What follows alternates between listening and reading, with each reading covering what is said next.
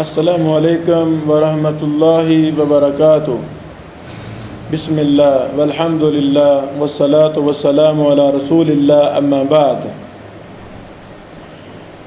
ایک جلیل القدر، سب سے افضل ترین پہلے خلیفہ سیدنا و محبوبنا ابو بکر صدیق رضی اللہ تعالی عنہ کے فضائل، آپ کے حالات و واقعات ہم بیان کر رہے ہیں۔ یہ چیزیں وہ ہیں جو ہمیں اپنے پاس محفوظ کرنی ہے، اپنے بچوں کو سنانی ہے، اپنے بیٹیوں کو سنانی ہے، دوست احباب کو سنانی ہے، تاکہ ہمارے دل، ہمارا دماغ 100% ابو بکر صدیق رضی اللہ تعالی عنہ کی محبت سے، صحابہ کرام کی محبت سے سرشار ہو جائے، بھر جائے، سینوں میں مٹھاس پیدا ہو جائے۔ یہ ان عظیم لوگوں کے تذکرے ہیں جن کی محنت کی وجہ سے اسلام ہم تک پہنچا۔ اللہ اکبر۔ آج کی مجلس میں میں یہ بیان کرنا چاہتا ہوں کہ سیدنا ابو بکر صدیق رضی اللہ تعالی عنہ اپنی صحبت اور اپنی دولت کے ذریعہ تمام لوگوں سے زیادہ رسول اللہ صلی اللہ علیہ وسلم پر احسان کرنے والے تھے۔ اللہ اکبر۔ نبی علیہ السلام کے ساتھ سب سے زیادہ صحبت اختیار کرنے والے کون؟ سیدنا ابو بکر صدیق رضی اللہ تعالیٰ عنہ۔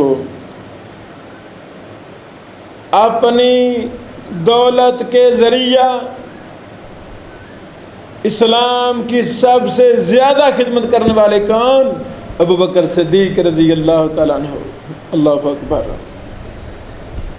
اس حدیث کے راوی سیدنا ابو سعید خدری رضی اللہ تعالی عنہ ہیں۔ وہ بیان کرتے ہیں کہ رسول اللہ صلی اللہ علیہ وسلم نے خطبہ میں ارشاد فرمایا کہ اللہ تعالیٰ نے اپنے ایک بندے کو دنیا اور جو اس کے پاس ہے آخرت میں اختیار کا حق دیا، اور بندے نے وہ پسند کیا جو اللہ کے پاس ہے، یعنی آخرت۔ یہ سن کر سیدنا ابو بکر صدیق رضی اللہ تعالی عنہ رونے لگے۔ میں نے کہا یہ بزرگ بلا کیوں رونے لگے؟ اگر اللہ تعالیٰ نے اپنے بندے کو دنیا یا آخرت میں کسی کو چننے کا اختیار دیا، یعنی اگر اللہ تعالیٰ نے اپنے بندے کو دنیا یا آخرت میں سے کسی کو چننے کا اختیار دیا تو انہوں نے آخرت کو چن لیا ہے۔ اصل میں بندے سے مراد رسول اللہ صلی اللہ علیہ وسلم تھے، اور سیدنا ابو بکر صدیق رضی اللہ تعالی عنہ ہم سب سے زیادہ جاننے والے تھے۔ نبی کریم صلی اللہ علیہ وسلم نے ان سے فرمایا، ابو بکر آپ مت روئیے، آپ تو اپنی صحبت اور مال کے ذریعہ تمام لوگوں سے زیادہ مجھ پر احسان کرنے والے ہیں۔ نبی علیہ السلام خود فرما رہے ہیں، ابو بکر رونا نہیں ہے، ابو بکر رونا نہیں ہے، آپ تو اپنی صحبت اور مال کے ذریعہ تمام لوگوں سے زیادہ مجھ پر احسان کرنے والے ہیں، اور اگر میں کسی کو اب اس امت میں سے خلیل بناتا تو ابو بکر کو بناتا، لیکن اس کے بدلہ میں اسلامی بھائی چارہ اور دوستی کافی ہے۔ مسجد میں ابو بکر رضی اللہ تعالیٰ عنہ کی طرف کے دروازے کے سوا تمام دروازے بند کر دیے جائیں۔ 1450 سال ہونے والے ہیں میرے پیغمبر محمد رسول اللہ صلی اللہ علیہ وسلم کی بات ابو بکر صدیق کی فضیلت میں آج بھی ثابت ہے۔ مسجد نبوی کے ساتھ آج بھی ابو بکر صدیق رضی اللہ تعالی عنہ کا دروازہ خوخۃ ابی بکر آج بھی کھلا ہوا ہے۔ اسلام کی حقانیت کی بہت بڑی دلیل، بہت بڑی برہان ابو بکر صدیق رضی اللہ تعالیٰ عنہ کی فضیلت، منقبت۔ نبی علیہ السلام نے جو فرما دیا کہ سب اپنے اپنے دروازے بند کر لیں، مسجد کی طرف سے بند کر لیں، اوپر سے آیا کریں، مسجد کے دروازہ سے آیا کریں، لیکن ابو بکر صدیق کا دروازہ نہیں بند کیا جائے گا۔ ہمارا ایمان ہے یہ قیامت کی دیواروں تک ابو بکر صدیق کا دروازہ جو مسجد نبوی کی طرف کھلتا تھا وہ قیامت کی دیواروں تک کھلا رہے گا، اور آج بھی کھلا ہے۔ اللہ اکبر، اللہ اکبر۔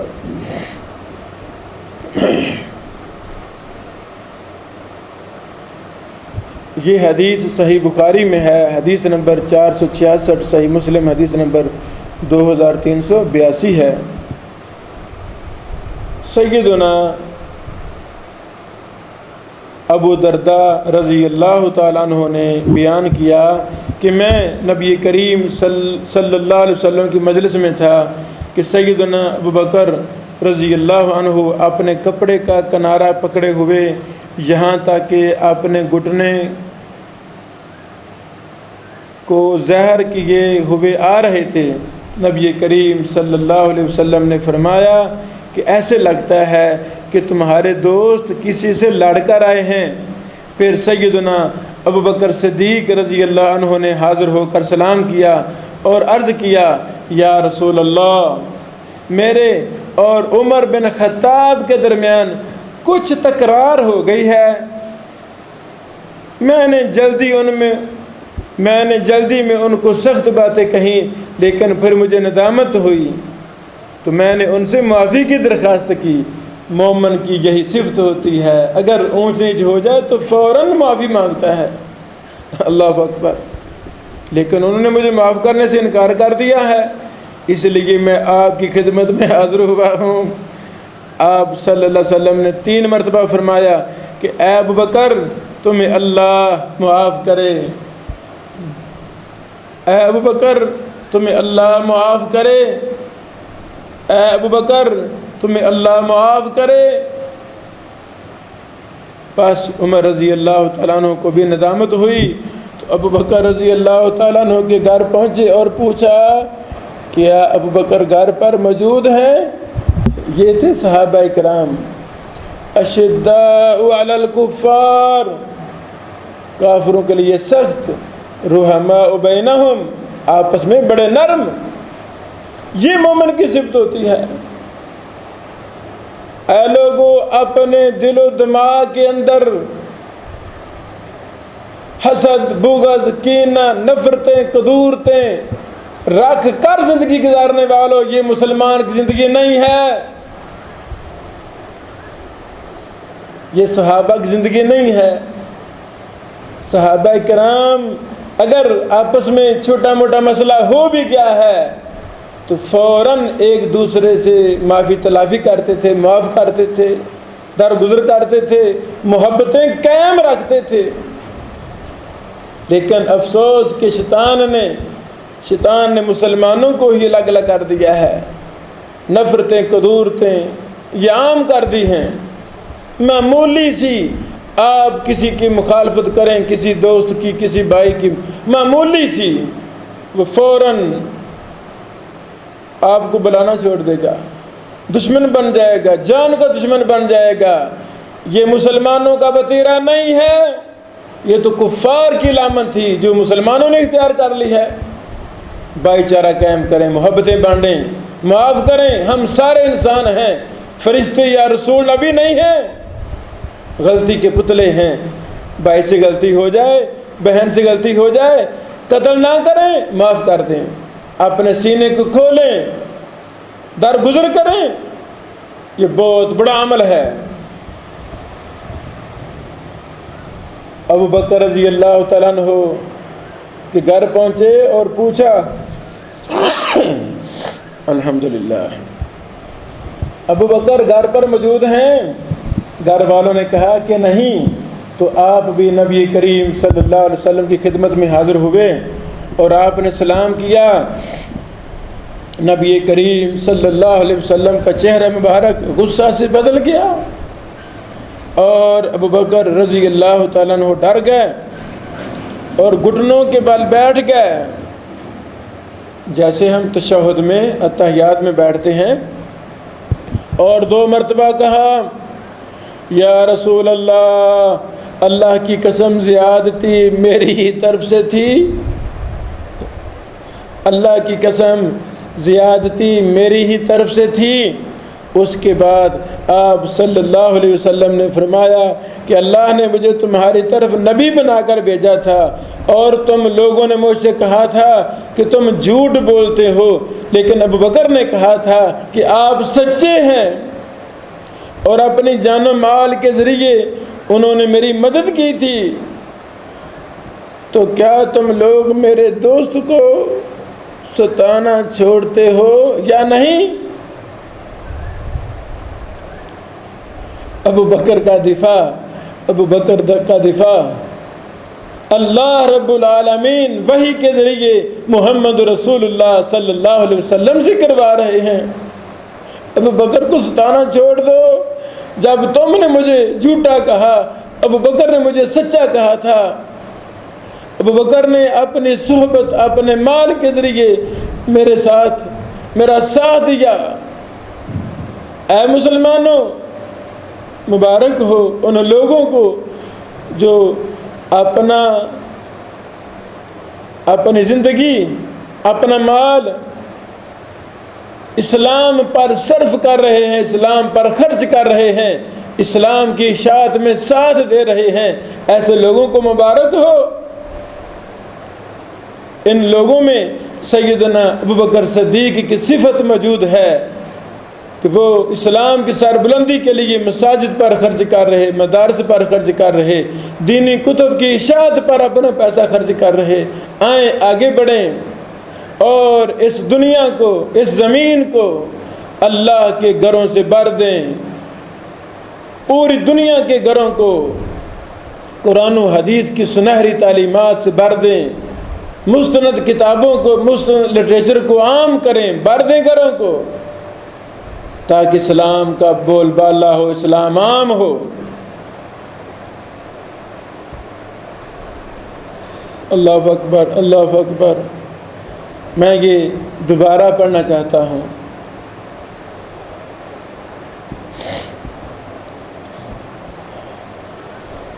ابو بکر رضی اللہ تعالیٰ عنہ کے گھر میں عمر فاروق رضی اللہ تعالیٰ عنہ تشریف لائے اور پوچھا، ابو بکر ہیں گھر میں؟ کہا گیا نہیں ہیں۔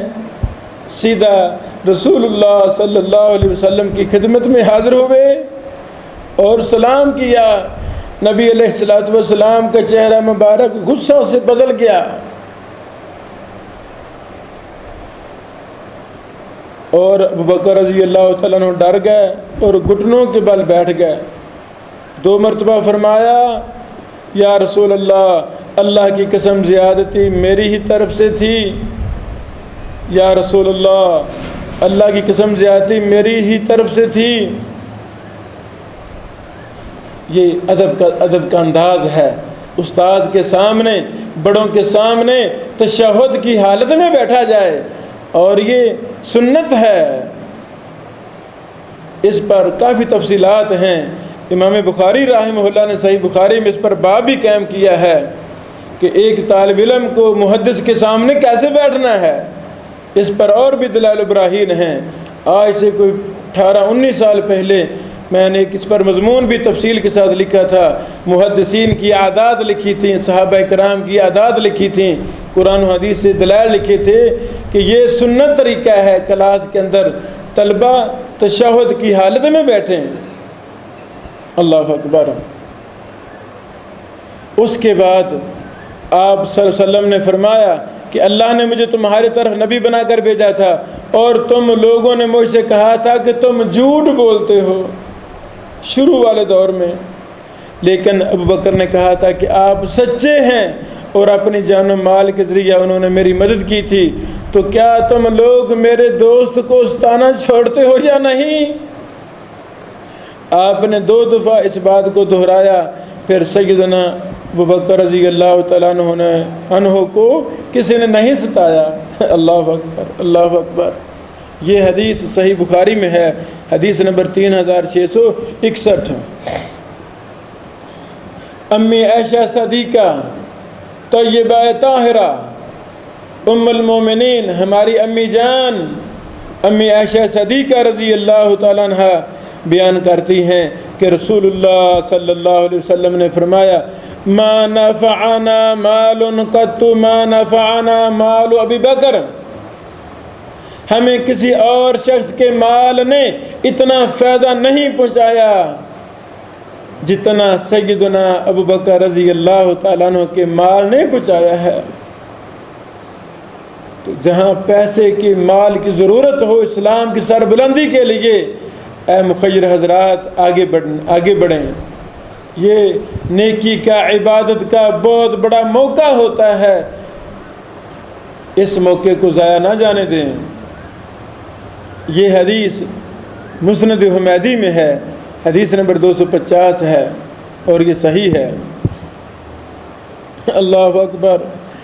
سیدنا ابو ہریرہ رضی اللہ عنہ فرماتے ہیں کہ رسول اللہ صلی اللہ علیہ وسلم نے فرمایا، ما نفعنی مال قط ما نفعنی مال ابی بکر، فبکا ابو بکر وقال هل انا بمالی الا لک یا رسول اللہ صلی اللہ علیہ وسلم۔